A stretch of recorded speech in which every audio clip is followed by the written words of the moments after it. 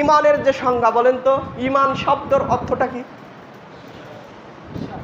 এই তো একজন বললেন যে বিশ্বাস, এটা ঠিক নয়। শুধু বিশ্বাস এর সাথে সংযুক্ত হবে না, ইমানের 3টে স্টেপ আছে। এক, অন্তরে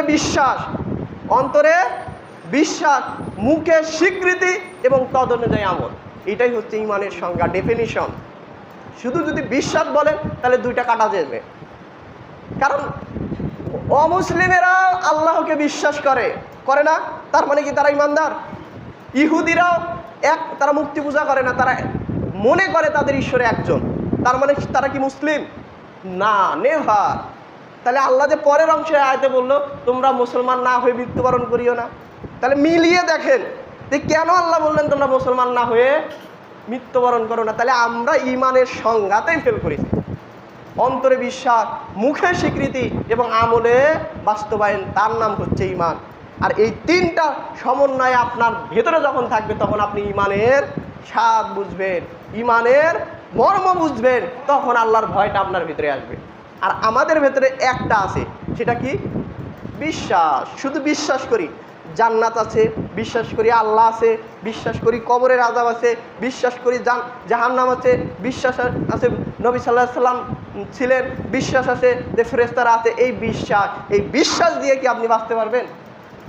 তার সাথে যে 2টা জিনিস জড়িয়ে আছে, অন্তরে বিশ্বাস যদি থাকে সেটা আপনার মুখ দিয়ে অটোমেটিক বের হয়ে যাবে। অন্তরের বিশ্বাস যদি আপনার থাকে, মুখ দিয়ে স্বীকৃতির মাধ্যমে বের হবে এবং আমলের মাধ্যমে সেটা বাস্তবায়িত হয়ে যাবে। আপনার অন্তরে কি আছে সেটা আপনার মুখ দিয়ে বের হবে, আপনার মুখে কি আছে সেটা আপনার কর্মের মাধ্যমেই বোঝা যাবে। অতএব এই সংজ্ঞা থেকে, এই ডেফিনিশন থেকে বোঝা গেল আমরা পূর্ণাঙ্গ মুসলিম হতে পারি নাই। যদি পূর্ণাঙ্গ মুসলিম হতে পারতাম, অন্তরে যেটা থাকো মুখের সাথে সাথে স্বীকৃতি থাকতো, স্বীকৃতির পাশাপাশি সেটা আমরা আমল করে বাস্তবায়ন করে দেখাইতে পারতাম। তার মানে আমরা সেইটা বাস্তবায়ন করতে পারছি বলেন? পারি নাই। তাহলে সেই জন্য এই আয়াতের 2 অংশকে মনোযোগ দিয়ে যদি বিশ্লেষণ করেন বুঝতে পারবেন আল্লাহ সুবহানাহু ওয়া তাআলা কি বুঝাচ্ছেন।